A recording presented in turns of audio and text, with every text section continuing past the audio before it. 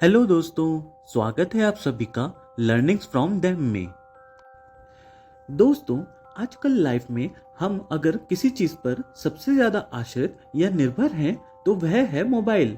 Mobile से अगर हम थोड़ी देर भी दूर हो जाते हैं तो कुछ लोग तो यह भी सोचने लगते हैं कि हम आगे करें क्या। जब हम ऑफिस या घर में या फिर कॉलेज में होते हैं तो मोबाइल की बैटरी लो हो जाने पर हम अपने फोन्स को चार्ज कर सकते हैं, लेकिन वहीं अगर हम ट्रैवल कर रहे हों तो हमारे पास पावर बैंक के अलावा कोई और विकल्प नहीं होता है। आज हम बात करने जा रहे हैं एक ऐसे बिजनेस और उसकी सक्सेस स्टोरी के ऊपर जो कि अपनी मोबाइल एक्सेसरीज की रेंज के लिए काफी मशहूर है। आज हम बात करेंगे एम्ब्रेन के बारे में और जानेंगे कैसे अशोक राजपाल जी ने इस कंपनी को 103 करोड़ के टर्नओवर की कंपनी तक पहुंचा दिया।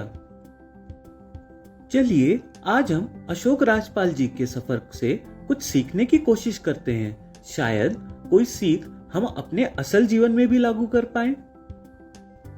अशोक जी सन 2001 से अपना टेक्सटाइल बिजनेस संभाल रहे थे और नई अपॉर्चुनिटी ढूंढ रहे थे। सन 2012 में उन्होंने मोबाइल से जुड़ी एक्सेसरीज की मार्केट को देखना शुरू किया। यह मार्केट उस समय अपने प्राइमरी स्टेज में था, जहां पे किसी भी ब्रांड ने अपने आप को स्टैब्लिश यानी कि स्थापित नहीं किया था। अशोक जी का ध्यान इस मार्केट पर खींचने के पीछे एक वजह थी। अशोक जी के भाई एक शॉप नेहरू मार्केट में चलाते थे, जिसमें वह मोबाइल और उससे जुड़ी हुई एक्सेसरीज बेचते थे। उस समय अशोक जी ने देखा कि मार्केट में डिमांड एक ऐसे डिवाइस की है जो चलते चलते फोन चार्ज कर दे, और उस समय पावर बैंक्स डिमांड में आना शुरू ही हुए थे। अशोक जी कहते हैं कि उन्हें इस टेक बिजनेस का बिल्कुल भी आइडिया नहीं था, और जिस समय उन्होंने पावर बैंक के बारे में सोचा उस समय लोगों को इस प्रोडक्ट के बारे में ज्यादा कुछ नहीं पता था। अशोक जी कहते हैं, मैंने महसूस किया कि दुनिया स्मार्ट होने जा रही है और अगर हम सफल होना चाहते हैं तो हमारे पास एक व्यवसाय मॉडल यानी कि बिजनेस मॉडल होना चाहिए जो टेक्नोलॉजी के चारों ओर घूमता हो। अपने इस प्रोडक्ट को रियलिटी में लाने के लिए उन्होंने पूंजी जुटानी शुरू की। अशोक जी और उनके भाई के पास ज्यादा पूंजी तो नहीं थी, फिर भी उन दोनों ने 10 लाख रुपए जोड़ के पावर बैंक्स बनाना और उन्हें बेचना शुरू कर दिया।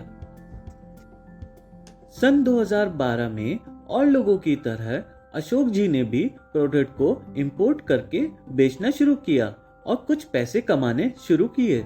लेकिन कुछ समय बाद अशोक जी को एहसास हुआ कि ये डिवाइसेस इंपोर्ट करके वे ज्यादा प्रॉफिट नहीं कमा पाएंगे। अशोक जी कहते हैं, क्योंकि उस समय कोई भी पावर बैंक के बारे में नहीं जानता था, तो हमने इस बिजनेस में फर्स्ट मूवर्स यानी कि पहले शुरुआत करने का लाभ उठाना चाहते थे।